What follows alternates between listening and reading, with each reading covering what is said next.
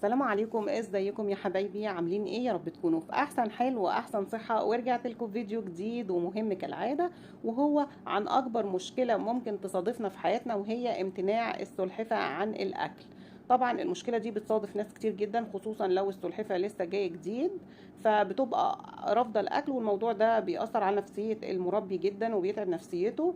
فانا في الفيديو ده حبيت اوريكم فيديو عملي، وكمان اقول لكم على الحاجات اللي المفروض حضراتكم تعملوها لو السلحفاه عندكم رافضه الاكل. اوكي، هنقول اللهم صل وسلم وبارك على سيدنا محمد وعلى اله وعلى اصحابه وسلم. صلوا على النبي يا جماعه.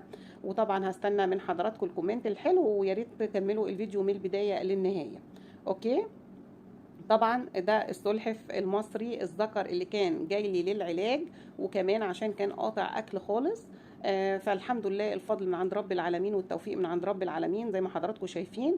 حبيت ان انا اوريكم فيديو عملي. ده الفيديو صاحبته بعتته لي وسمته شلبي، فحبيت ان انا اطمنكم عليه واوريكم قد ايه. حتى هو لما راح عند صاحبته، انا كنت بصراحه قلقانه وخايفه عشان هيغير المكان يقطع الاكل تاني، بس الفضل لرب العالمين ان هي وفرت له بيئه مناسبه زي ما انا طلبت منها، وجابت له زي ما حضراتكم شايفين كده بيت مسورام، وعملت له بيت، خصصت له بيت. الموضوع ده مهم جدا جدا، بيفرق مع السلاحف لما تخصصوا للسلحفه بيت تعيش فيه، ومخبأ، وتوفروا لها اكل متنوع وهكذا يعني. الموضوع ده بيفرق جدا في صحتها، غير طبعا لما بنسيب السلحفه تبقى ماشيه في الشقه وبيحصل لها حوادث كتير جدا، والسلحفه بتتبهدل وممكن لا قدر الله كمان تموت. اوكي. طيب حضرتك عملت ايه طنط نانا عشان السلحف ياكل ويرجع لصحته ويرجع كويس كده؟ طبعا انا عامله الفيديو ده اول مره يشوف قناتي وما شافش الفيديوهات قبل كده. طبعا انا عملت له سلسله علاج، اديته فيتامينات الاول عشان تفتح الشهية وعشان تقويه كمان، لانه كان قاطع الاكل فكان جسمه هيضعف لو ما كانش خد الفيتامينات دي. فاديته فيتامينات، وكمان عملت له حمام ميه فابتدى يشرب وابتدى ينزل الإخراج. ممكن أسباب عدم الأكل ليه أسباب كتير جدا. أول حاجة عدم الإحساس بالأمان، لازم نحسس السلحفة بالأمان. يعني إيه نحسس السلحفة بالأمان؟ أول حاجة إن إحنا نخصص لها بيت ومخبأ ويكون متواجد في الشمس. ما ينفعش إن إحنا نسيبها في الشقة طول ما إحنا ماشيين نخبط فيها تستخبى وتدخل تحت أي كرسي أو تحت كنبة، ونيجي نشيل الكنبة تقع على الصدفة تكسر لها الصدفة. أو زي ما كانوا كاتبين لي في الكومنتات كده إن السلحفة قفلوا عليها الباب، وللاسف الشديد امعائها طلعت بره من الصدفه.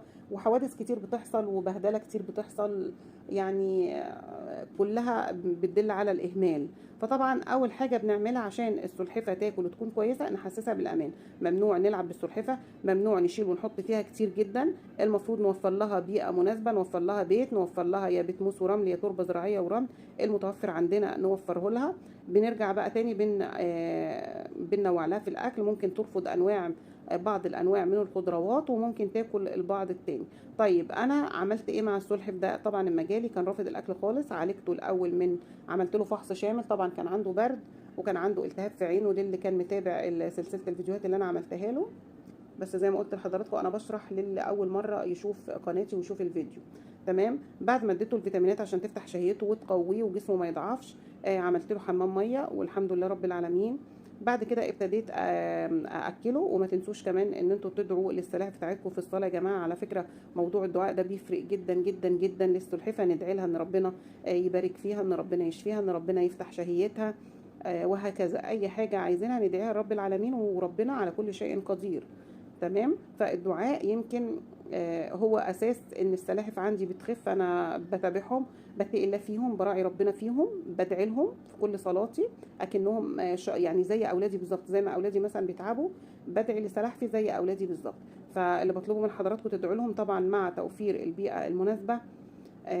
واهم حاجه نحسس السلحفاه بالامان. انا طبعا كنت الاول، هي قعدت عندي 3 اسابيع، يعني مش هيجرى لها حاجه يا طنط نينا. طب السلحفاه ممكن تقعد بدون اكل فتره قد ايه؟ والله في الشتاء لو في بلاد درجه البروده فيها عاليه ممكن تقعد من شهرين ل3 شهور عامله بيات شتوي ونايمه. اول ما فصل الربيع بيجي السلاحف تبتدي تصحى، وبيبتدي يحصل موسم التزاوج وبتبتدي تعيش حياتها الطبيعيه.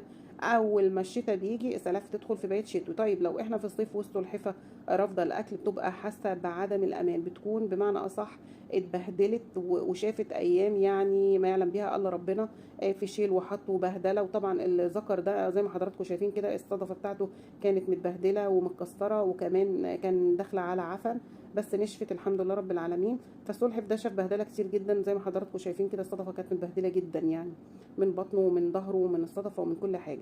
فرفضه للاكل كان خوف وعدم احساس بالامان. طبعا لما بقيت احطه في وسط سلاحفي في البدايه كان بيرفض ياكل، وكان بيمشي ويسيب الاكل، وكان خايف برضو. بس طبعا عشان قعد عندي فتره وطبعا مفيش حد كان بيأذيه ولا حد بيخبطه ولا حد بيشيله ولا بيقع من ايد حد ولا الكلام ده خالص، فابتدى يحس بالامان وعلى طول كده سبحان الله مع الدعاء. والدعاء اساسي يا جماعه في الموضوع ده بجد، ده السر وده السحر في الموضوع كله في علاج السلاحف، ان احنا ندعي رب العالمين لان ربنا هو اللي قادر على كل شيء. طبعا ابتدى بقى يحس بالامان وابتدى ياكل.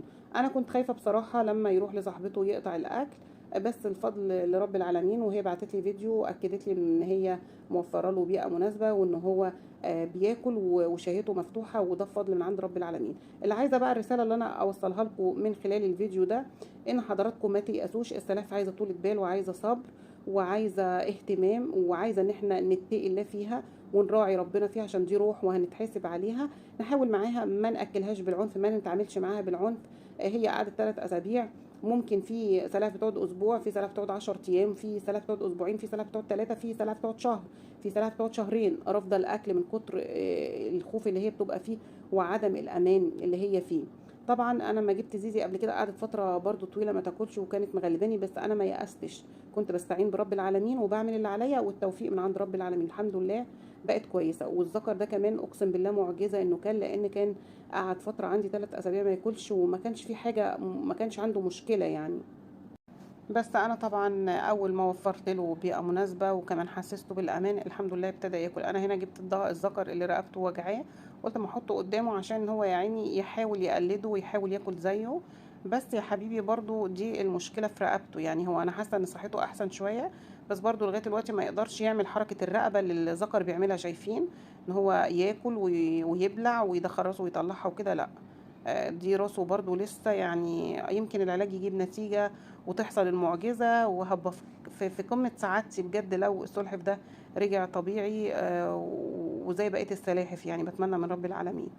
فيا رب الفيديو يكون فاد حضراتكم النهارده، ومش عايزه اطول عليكم الفيديو اكتر من كده، وهستنى الكومنتات بتاعتكم وكل واحد يقول لي تجربته مع السلحفه بتاعته لو كانت رافضه الاكل ومشي على التعليمات اللي انا بقولها وجابت نتيجه. يا ريت نفيد بعضنا وكل واحد يقول لي تجربته مع تربيته للسلاحف، ويا رب الفيديو ينال اعجاب حضراتكم. وعايزه ارجع اقول لكم اللي قد تربيه السلاحف يربي، واللي مش قد التربيه يا ريت ما يربيش، عشان دي روح وهنتحاسب عليها. مش عارفين ايه اللي هيدخلنا الجنه وايه اللي هيدخلنا النار. نتقي الله يا جماعه في الكائن الحي اللطيف اللي لا حول له ولا قوه، ما بيعرفش يشتكي لو تعبان، ما بيعرفش يقول انا جعان، ما بيعرفش يقول انا تعبان. احنا المفروض مجرد ان احنا نبص للسلحفه نعرف هي بتشتكي من ايه ومحتاجه ايه. تربية السلاحف عايزة عشاق للسلاحف يا جماعة، مش حد جايب لحد هدية وخلاص، مش حد جايب لحد سلحفة وخلاص، لا، هي عايزة حد بجد بيعشق السلاحف. عشان لو بتعشق السلاحف مجرد ان انت تبص للسلحفة هتعرف هي عايزة ايه. بإذن الله انتظروني في فيديو جديد، إذا عشت وكان لي عمر. باي باي.